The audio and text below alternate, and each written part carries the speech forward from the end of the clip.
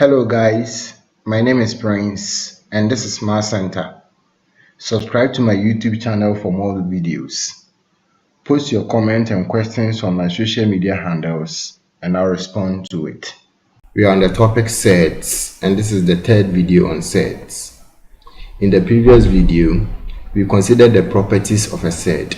In this video, we are going to use the properties of a surd to reduce surds to its basic form. So let's learn how this is done. Reduction of surds to its basic form. If square root of x cannot be reduced any further, it is said to be in its basic form. So whenever you have a surd and you can't reduce it any further, we say that the surd is in its basic form. Now, let's look at examples of those. We have square root of 2, square root of 3, and square root of 5. Now, how can you see whether a surd can be reduced further or not? I'm going to show you how you can use your calculator to determine that. So let's press square root of 2 on our calculator. Now, when you press equal to, you see the calculator is giving you a square root of 2, which means that the surd is in its basic form. It can't reduce it any further. If you try square root of 3, the calculator is giving you a square root of 3. It can't reduce it any further. If you try square root of 5, the calculator is giving you a square root of 5. It means that it can't reduce it any further. Now let's pick some other examples to explain my point. Let's say that we have square root of 20, square root of 96, and square root of 24. Now let's try this on the calculator. Let's press square root of 20. Now you see the calculator is giving us 2 root 5, which means that square root of 20 can be reduced further. It can be reduced to 2 root 5. So square root of 20 is not in its basic form. If you take square root of 96, the calculator is giving us 4 root 6, which means that square root of 96 can also be reduced further. It's not in its basic form. If you take square root of 24, the calculator is giving us 2 root 6, which means that square root of 24 can also be reduced further. It's not in its basic form. So when you have the surd in such a way that it can't be reduced to any further, it is said to be in its basic form. But whenever you have it in a form such as we have these ones, you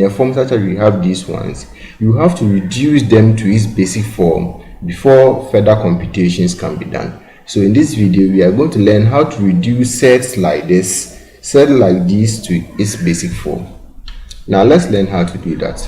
Before square root of x can be reduced further, x must contain a factor which is a perfect square. So whenever you have a surd like we have here, before you can reduce it any further, we are saying that the numbers under the square root sign, so in this case 20, 96, and 24, must contain a factor which is a perfect square. Now, what is a perfect square? Some examples of perfect squares have been given here. So you can see from here that perfect squares are numbers or terms that you can express them as the square of other numbers. Now, this is what I mean. If you take the number 4, you can express 4 as 2 squared. If you take the number 9, you can express 9 as 3 squared. If you take the number 16, you can express that as 4 squared. So you see that you can express these numbers as the square of other numbers. These numbers are called perfect squares. Remember in a previous video that we said whenever you take the square root of the square of other numbers, you are going to get the number in question. So in this case, if you take the square root of 2, you are going to get 2. Remember, if you take the square root of 2 squared, you are going to get 2. Remember that the 2 squared is the same as 4. So if you take the square root of 4, you are going to get 2. In the same way, if you take the square root of 9, you are going to get 3. If you take the square root of 16, you are going to get 4. You are going to get 4 in this case. So you can see from here that we take the square root of these numbers and we are getting their base here. If you watch the video on indices, you realize that 5 is called the base and 2 is called the index. If you take the square root of these numbers, we are getting the base here. So if you take square root of 25, you are going to get 5. If you take square root of 36, you are going to get 6. Square root of 49, you are going to get 7. Square root of 64, you get 8. Square root of 81, you get 9. Square root of 100, you get 10. And square root of 121, you get 11. Remember that perfect squares don't end here. So 12 squared is a perfect square, 13 squared is a perfect square, 14 squared is a perfect square. So it continues up to infinity. So the point is telling us that before you can reduce square root of x to its basic form, x must contain a perfect square. So here, before we can reduce square root of 20, square root of 96, and square root of 24 to its basic form, 20 must contain a factor which is a perfect square. 96 must contain a factor which is a perfect squared, and 24 must also contain a factor which is a perfect square. Now remember these perfect squares: 4, 9, 16, 25, 36, 49, 64, 81, 100, 121. It continues up to infinity. So 12 squared is also a perfect squared, and 13 squared is also a perfect squared. So for example, to reduce square root of 20 to its basic form, we express it as a perfect squared times another number. Remember, the number you are multiplying the perfect square with must give you the number under the square root sign. You usually get these numbers from the factors of the number under the square root sign. So here, someone will ask, where did we get 4 and 20 from? If you list the factors of 20, they are 1, 2, 5, 10, and 20. So we list the factors as 1, 2, 5, and 20. Oh, sorry, we have to add 4. So let's clean this. Then we will list the factors well. So factors of 20, we are going to get 1, 2, 4, 5, 10, and 20.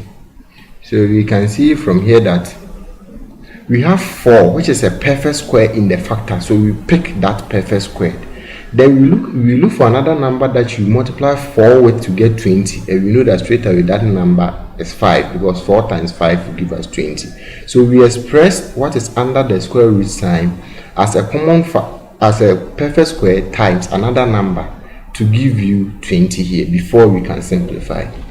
In the same way, if you want to reduce 96, square root of 96 to its basic form, you have to express this as a perfect square times another number.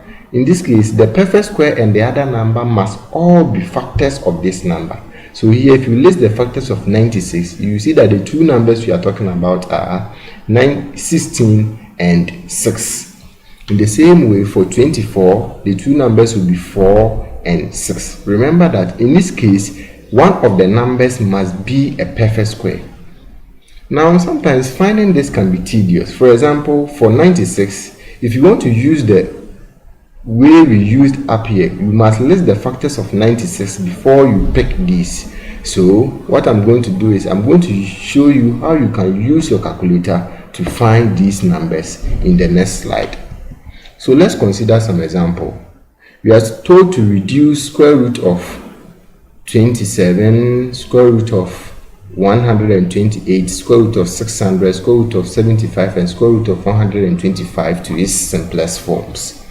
So we begin with square root of 27. Remember, I said that before you can reduce square root of 27 to its simplest form, you have to find a perfect square which is a factor of this. Then you multiply that perfect square by a number that when you multiply, you are going to get 27, or the one under the square root sign.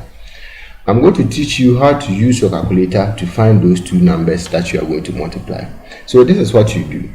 First, take your calculator, then punch the question that has been given to you here. So here you want to reduce square root of 27. So punch square root of 27. You see the calculator is giving us 3 root 3. Now write that down. 3 root 3. So the calculator is giving us square root of 27 to be 3 root 3. The first number that you are looking for, the perfect square that you are looking for, is the square of the number in front of the square root sign. So here the perfect square we are looking for is 3 squared. The other number is the number under the square root sign, so times 3. So in this case, the two numbers we are looking for are 3 squared times 3. 3 squared is 9, so you have 9 times 3. Then from here, we know from the properties of sets that square root of 9 times 3 can be broken down to square root of 9 times square root of 3. We have seen that square root of 9 is not a set. Since 9 is a perfect square, square root of 9 will give us 3 times square root of 3. So from the properties, we know that if you have 3 times square root of 3, it is written as 3 root 3. Let's look at another example. Square root of 128. So if you want to find those two numbers, first switch on your calculator, then input the question that you have been given onto the calculator. So square root of 128 will give us 8 root 2. So if you want those two numbers, we are saying that the calculator gave us 8 root 2. So we have 8 root 2. So the first number, or the perfect square we are looking for, is the square of the number in front of the square root sign. So in this case, square root of 8 squared. I'm going to clean this. The pen is giving me some problems. Okay, so the first number you are looking for, the calculator gave us 8 root 2, right? Yeah. So the perfect square we are looking for is the square of the number in front of the square root sign. So in this case, the perfect square is 8 squared. The other number is the one under the square root sign, so 8 squared times 2. We know that 8 squared is the same as 64. So 8 squared will give us 64. So in this case, the two numbers we are looking for are 64 and 2. So we have 64 times 2 as we have here. Then from the properties of sets, we know that this can be written as square root of 64 times square root of 2. So square root of 64, since 64 is a perfect square, square root of 64 will give us 8 times square root of 2. 8 times square root of 2 will give us 8 root 2 as we have here. Let's pick another example. We have square root of 600. So punch this on your calculator. Square root of 600 will give us 10 root 6.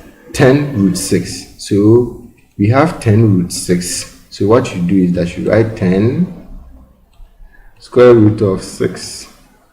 So the perfect square you are looking for is the square of the number in front of the square root sign. So 10 squared. The other number is what you have under the square root sign, so times 6.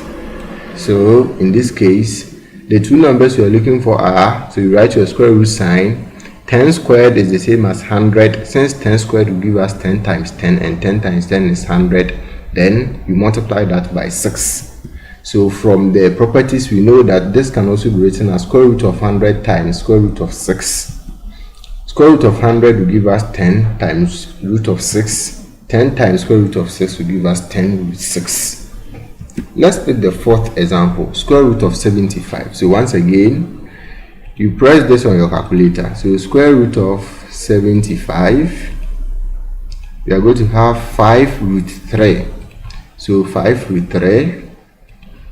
The calculator is giving us 5 root 3. The first number, or the perfect square, is the square of the number you have in front of the square root sign from your calculator. So the perfect square will give us 5 squared, then times the other number is what you have under the square root sign, which is 3. So we know that 5 squared will give us 25 as we have here, then times 3. Don't forget the square root sign.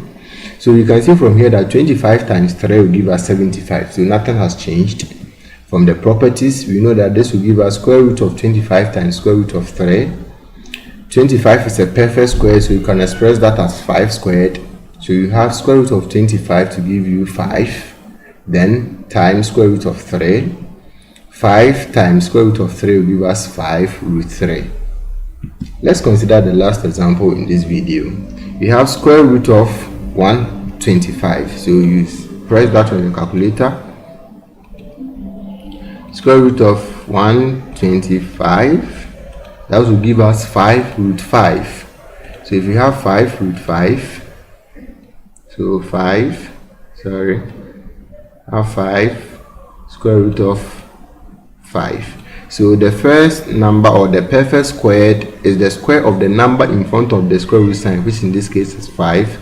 So you have 5 squared times the other number is what you have under the square root sign, which is 5. So in this case, the two numbers we want to be 25 and 5. So 25 times 5. Then this, from the properties, we know this to be square root of 25 times square root of 5. This will give us 5 times square root of 5, and we are getting 5 root 5. So you can see that using this trick on your calculator, you can find those two numbers with which you can reduce the set to its simplest form in a very, very easy way. Thank you for watching this video. Pick more examples on reducing sets to its basic form using the principles and the calculator trick I showed you in this video. See you in the next video, where we are going to learn how to add sets. Bye bye.